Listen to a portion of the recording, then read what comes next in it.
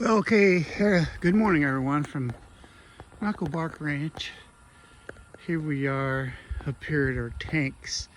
These are our fire control and fire suppression tanks. We were going to set that one on end, but it would be higher than that one. We even contemplating about putting them up on the mountain further, but we didn't have a lot of flow to fill them up, although it only takes a 3/4 inch line and a float valve in the top of the tank. There you can see, and it has a hatch on it. Excuse me. Has a hatch up there so that we can service the tank. This one has no hatch. This one got it plumbed in and set up in the spring of this year. So I think we even put the date on it. Yeah, there's a date there. So this is for our fire suppression system. This is City of Redding water that comes up from all the way down Walker Mine Road. We put this infrastructure in 2002, something like that, and here we are, 2024. So the tank, I contemplated a lot of different ways to set the tank. Could have set it on end, put it down in the ground, made the top of the elevation the same, but we wouldn't have. I kind of wanted to maintain the same amount of pressure. So this gives us 40 pounds down at the house. And 40 pounds is about normal. I would rather have about 60 pounds of pressure. We were going to put them way up there on a flat up there, but it would have cost for a lot more infrastructure. We would have had to take the lines up the hill. I blazed a trail down through there for a fire break. Plus, I was going to have to run the water line up, 2-inch water line up there, as well as a 3/4. We would have been into it for about $2,500 to $3,000, not including my time and my backhoe time, one laborer, but it would have been about $2,500 to do that. So we just opted to put this tank. This is a tank we got off an old mine that we had back in the day, back in 2000, that we salvaged. Anytime you find a tank, these old tanks, you want to grab them up because they work good for reservoirs for fire control and things like that. We did have that old square tank sitting here. It was $2,500. This is $2,500. Right now we have about 7,800 gallons right here that we can draw from. We are going to, there's our valve right there, 2-inch gate valve for turning this water off. We do have a valve over there on our filler. This was the tank that we used, but it started getting cracks in it, so we retired it. It's still a good tank. You could probably go around and you could go around and weld up the cracks and do that, but you're not guaranteed that you're not going to have. There's our house down there. We are going to put sprinklers on the ridges come wintertime. We're not going to do it in this heat right now. We're just hoping that we don't have no fires around here. We have done a lot of clearing. So we got everything cleared here. There's our shop over here. This is our home. There's our garden. So we bring water up from our meter out on Walker Mine Road, and we bring it up here, and it comes all the way up to this tank, and then we got a 2-inch line that runs back down here and goes down that way.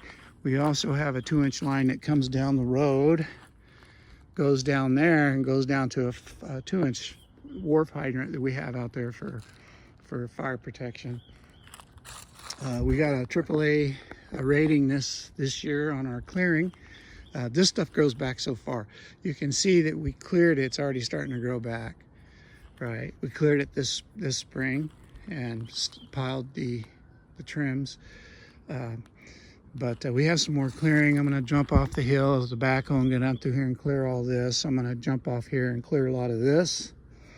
We have our main line comes right up here and goes into a box. I think it comes right here, comes up this way, and we have a box that's buried right here. Anyways, easy to find with a metal detector. Anyways, there's the house, there's the shop, there's the barn, and there's that one upper garden there. And then down below the house there we have another garden. So we have a beetle problem here, and we have a lot of diseases. We do have some diseases in these trees, in these ponderosa pines. So these guys are dying. That one there, oops, pardon me. That one there, the big one in the background there, it won't reach the shop if it falls. At least not the main part of it, maybe the tip. But we will deal with that this next winter. I'll get up in there and push it over with the backhoe. So we've had quite a few trees die. We've had quite a few of the big trees die right along in here too, they're no longer there, right? We had to take them out because they were a threat to our house and our shop. Anyways, so this is our mountain here. We have 20 acres here. We have a 100-yard shooting range in the back there, and we love it here. It's too hot. We had a record year this year. I think it was 21 days straight on the last count we had last week of 110 and higher temperature. And so it's getting a little bit hot for me. I don't know. I was born and raised here, so I'm used to the heat, but I'm getting old and I really can't deal with the heat anymore. I know I can't work outside in the heat anymore. And no, you would think if you were acclimated to this, but when you're younger, you do get acclimated to it. I've worked outside my whole life. I've gotten skin cancer from it. So we had skin cancer out my ears, and they had to remove part of my ear. Anyways, so that's one of the things about living here in California. Lots of sunshine, lots of skin cancer if you aren't careful. So I don't expose myself to the sun rays like I used to, and I always wear a hat, try to wear a hat when I go out in my garden now, and things like that. So this is Northern California living, and we have a lot of haze from the fires. It's not unbearable. When it gets real smoky, it gets pretty unbearable. We have to close up the house and turn the air conditioner on and stuff, and try to keep the smoke from getting infiltrated into our house. But anyhow, here we are. It's a beautiful day today. I think the high is 110 today for high. The night's last night was and this morning it was cooler than most of the mornings we had for about 3 weeks straight now. And every once in a while we can get a little puff in the breeze of cool air, so that's nice. So that means we're hopefully headed for some changes here. I hope we have an early fall. I really do. Get rid of this heat.